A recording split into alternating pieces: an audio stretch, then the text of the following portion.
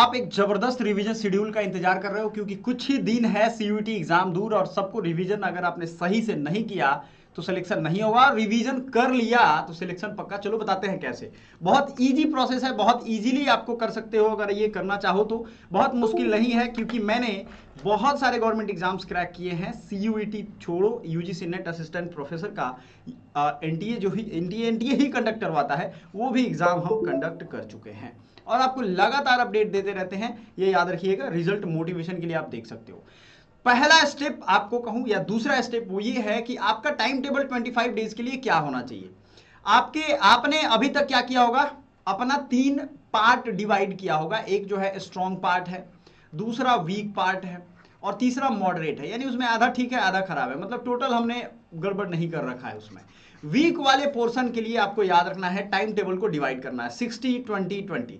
60% strong topic पे, strong topic पे आपको क्यों देना है 60% टाइम, आपको हम बता रहे हैं। ये इसलिए देना है क्योंकि 60% टाइम दोगे, अभी आप क्या कर लोगे, वीक वाले पोर्शन को लोगे शुरू से पढ़ने, नहीं, आपके पास मल्टीप्लिसिटी ऑफ सब्जेक्ट है, यानी सब्जेक्ट 3-4 है। स्ट्रॉन्ग वाले पार्ट को मोर स्ट्रॉन्ग करना जरूरी है, नहीं तो इजी वाला पार्ट या वीक वाला पार्ट आपका खत्म हो जाएगा, आपको फायदा भी नहीं होगा और आपको पता भी नहीं चलेगा। यानी मान लो आपका जो वीक है, कमजोर है, वो तो रहेगा ही, क्योंकि 20 दिन में तो आप इतिहास नहीं बदल सकते हो, 20 दिन में 1 महीने की बात नहीं बदल सकते हो। आपको क्या करना है, आपको जो करना है वो ये करना है कि आपको स्ट्रॉन्ग वाले को और स्ट्रॉन्ग करना है, क्योंकि इसी से आपके मार्क्स आएंगे। आपने कुछ सोच करके ही इसको स्ट्रॉन्ग किया था, है ना, ये ध्यान रखिएगा। 20% मॉडरेट एंड 20% वीक वाले पार्ट को करते जाना है। क्लियर हो गया, ये ध्यान रखिएगा। नेक्स्ट पॉइंट जो आपको याद रखना है, पोमोडोरो मेथड, ये पढ़ने में रिवीजन करने में काम आता है। 45 मिनट, 15 मिनट या फिर 15 मिनट की जो ब्रेक है वो ज्यादा लंबा हो जाता है। आपके पास 2 ऑप्शन है, 30 मिनट पढ़िए, 25 मिनट इससे 30 मिनट पढ़िए और 5 मिनट ब्रेक लीजिए। अब आप कहोगे सर ये कौन सी पढ़ाई आधे घंटे की, तो मम्मी पापा मार के झाड़ू मार देंगे। नहीं भैया, ऐसा नहीं सोचना है आपको। आप में से मैक्सिमम गर्ल्स एंड बॉयज जो हैं वो ये सोच रहे हैं कि नहीं 30 मिनट की पढ़ाई, आप अगर सही से ध्यान दोगे ना तो इस डेविएटेड वर्ल्ड में हमारा फोकस 25 मिनट लगातार रखने का नहीं है। आपको मैं बता रहा हूं, 25 मिनट लगातार आप अगर पढ़ पाते हो तो आप कोई भी बुक, उसकी किताब अगर 100% फोकस है और आपका ग्रास्पिंग कैपेसिटी अच्छी है तो 25 से 30 पेज पढ़ पाओगे। लेकिन नहीं है तो 2 पेज पढ़ने में आपको नींद आने लगेगी। इसलिए मैं 25 मिनट कह रहा हूं कि फुल फोकस, यानी 100% फोकस है, आपको 25 मिनट पढ़ना है, 5 मिनट ब्रेक लेना। ये एंजॉयमेंट का ब्रेक आपको एक हैबिट डेवलप करवाएगा। या फिर आप 50 मिनट पढ़ोगे, 10 मिनट का ब्रेक लोगे। इज इट क्लियर, यही बात है।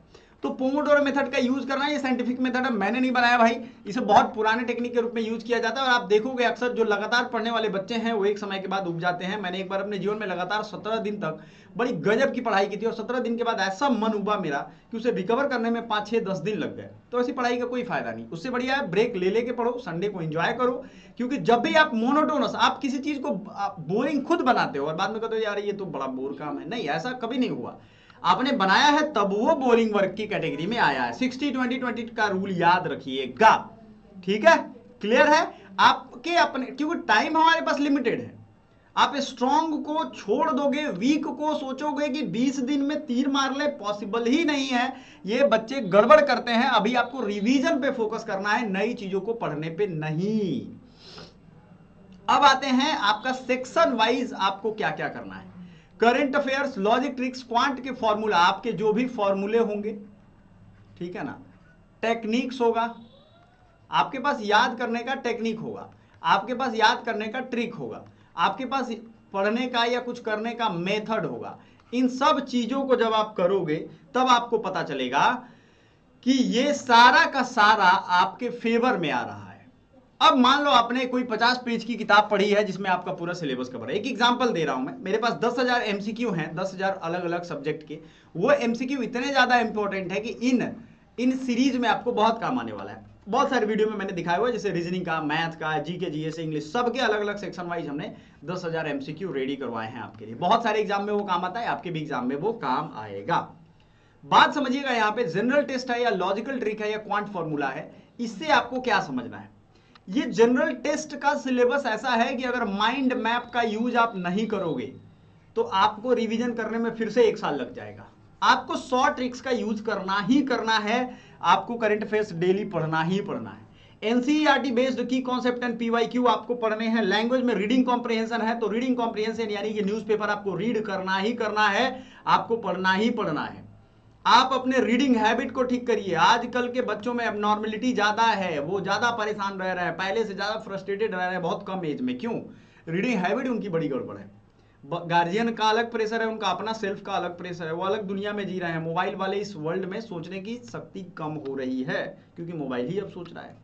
एनसीईआरटी वाले जो भी डोमेन है उसमें एनसीईआरटी के कॉन्सेप्ट को और पीवाईक्यू को अपना घोल के पी जाओ। मैं घोल के पीने की बात कर रहा हूं, आपको हमारे प्लेलिस्ट में मिल जाएगा। घोल के पी जाना इसको, ये आपके लिए एकदम रामबाण का काम करेगा। रामबाण का मतलब है अभी बहुत इंपॉर्टेंट है। स्मार्ट रिवीजन टिप्स का इस्तेमाल करिएगा। माइंड मैप, फ्लैश कार्ड छोटे छोटे होते हैं, आपके दीवार पे चिपके होंगे, याद रखिएगा। शॉर्ट नोट्स, ये सब आपको करना है। मॉक टेस्ट आपको डेली प्रैक्टिस करना है, अगर डेली नहीं तो वीक में 2 से 3 mock test, 2 to 3 mock test आपके लिए अति महत्वपूर्ण है, वेरी इंपॉर्टेंट है। समझ में आ गया?